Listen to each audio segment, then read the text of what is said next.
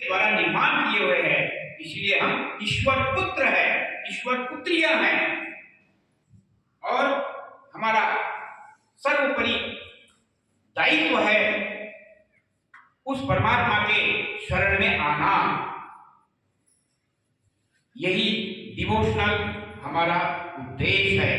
परंतु अनुभव के आधार पर यह भी कटवा सकते हैं, भूखे भजन होई गोपाला, ले लो अपनी कंठी माला। क्यों? क्योंकि शरीर माध्यम खलु धर्म साधनम। ये जो शरीर जो है, इसके बिना वो ईश्वरत्व, वो धर्म स्थापना, वो धर्म का अनुभव संभव नहीं है। और इस शरीर की रक्षा के लिए आवश्यक है निम्नतम आवश्यकताओं की पूर्ति। भोजन, रहने के लिए आवास, कपड़ा, शिक्षा और चिकित्सा, ये एकदम मिनिमम हर जीव का अधिकार है, जन्म सिद्ध अधिकार है। और इस अधिकार को पूर्ण करने के लिए परमात्मा ने भौतिक स्तर पर, मानसिक स्तर पर, आध्यात्मिक स्तर पर संपदाओं का गिफ्ट भी हमें दे रखा है। और ये कोई नई बात नहीं है। जो हमारी भारतीय संस्कृति की बात करते हैं, तो भारत को तो दुनिया का गुरु कहा गया है। और सारा पूरा संपन्न भौतिक दृष्टि से, मानसिक दृष्टि से, आध्यात्मिक दृष्टि से इंडिया इज रीच। अनफॉर्चुनेटली ये जो कड़वा सत्य अनुभव किया अंग्रेज महाशय लॉर्ड मेकाले ने, जब भारत का उन्होंने सर्वे किया, उन्होंने पाया इंडिया इज गोल्ड कंट्री। इस देश में तो हमने चोर नहीं देखे, इनके घरों में ताले नहीं देखे। यहां का हर एक नागरिक हंसमुख है, दूसरों को मदद करने की भावना रखता है। इन लोगों को पुलिस की जरूरत नहीं पड़ती है।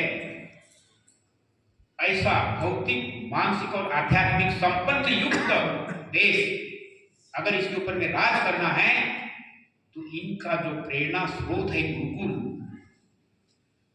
और इनकी जो स्वावलंबी आर्थिक व्यवस्था है, इसको तहस नहस करना होगा। और उन्होंने तहस नहस किया। आज इसका परिणाम हम लोग जानते हैं, गरीब गरीब हो रहा है, अमीर अति अमीर हो रहा है। प्रसंगवत अच्छे अच्छे पढ़े लिखे लोग बेरोजगार हो रहे हैं, उसका यूटिलाइजेशन नहीं हो पाता है, ब्रेन ड्रेन होता है। अच्छे पढ़े लिखे लोग जो संपन्न होते हैं, पैसे के लालच में, डॉलर के लालच में सात समुद्र पार विदेश चले जाते हैं।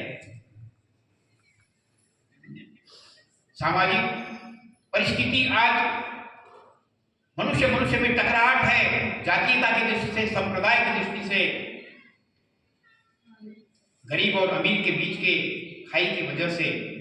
ऐसे ही युग संधि काल में जो भगवान कृष्ण ने वादा किया था, जदा जदा ही धर्म शक्लानि भवति भारता, उसी के अपने वादा को निभाने के लिए जो वादा उन्होंने